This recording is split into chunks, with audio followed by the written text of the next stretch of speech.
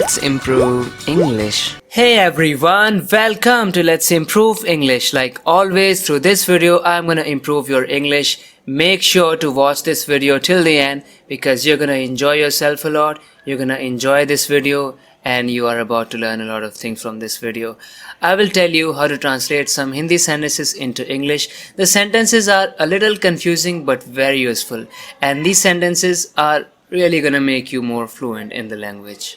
Let's see how these sentences can be translated into English. मैं उसके खिलाफ कुछ नहीं सुनूंगा. उसके खिलाफ कुछ नहीं सुनूंगा. How can we say this? I won't hear a word against him. I won't hear a word against him. I think you already know that won't is the short form of will not. I won't hear a word against him. उसकी शादी उसकी मर्जी के खिलाफ हो रही है. She doesn't want to get married. She is getting married against her will. She is getting married against her will. तुम किसकी तरफ हो? किसको सपोर्ट कर रहे हो? किसकी साइड हो? मैं तो आपकी तरफ हूँ. मैं तो आपको सपोर्ट कर रहा हूँ. Whose side are you on?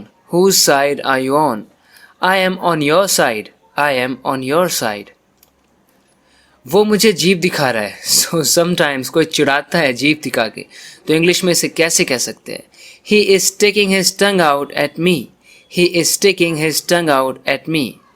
Stick out is a phrasal verb जिसका मतलब होता है कोई चीज़ दिख रही है, आप उसे नोटिस कर सकते हो, बाहर की तरफ है वो. He is sticking his tongue out at me. जैसे इस सेंटेंस में देखिए, खिड़की के बाहर हाथ मत निकालो. Don't stick your hand out of the window. Don't stick your hand out of the window. आपकी जेब में आपके पैसे दिख रहे हैं. जैसे पैसे अंदर की तरफ कर लो, ऊपर से दिख रहे हैं. Your money is sticking out of your pocket. Your money is sticking out of your pocket.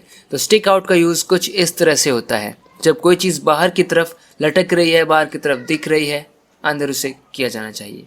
इस मामले को कैसे भी करके रफा दफा करना है. तुम वहाँ मामले को रफा दफा करने गए थे ना. We must settle this matter anyhow. We must settle this matter anyhow. तुम वहाँ मामले को रफा दफा करने गए थे ना. You went there to settle the matter, didn't you? You went there to settle the matter, didn't you? Didn't you? It's a question tag. उसका चेहरा देखने लायक था. His face was worth seeing. या हम कह सकते हैं You should have seen his face. You should have seen his face. You should have seen the look on his face. You should have seen the look on his face. आप मुझे जो सज़ा देना चाहे दे सकते हैं. इसे इंग्लिश में कहेंगे You may punish me however you want. जैसे भी आप मुझे पनिश करना चाहे आप वैसे पनिश कर सकते हैं. You may punish me however you want.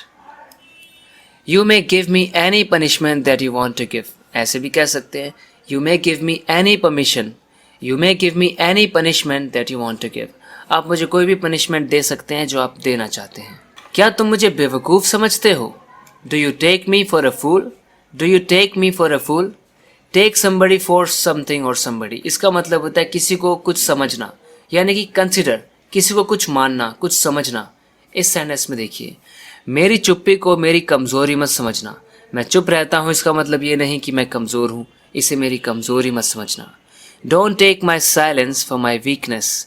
Don't take my silence for my weakness. मैं किसी के डराए नहीं डरता.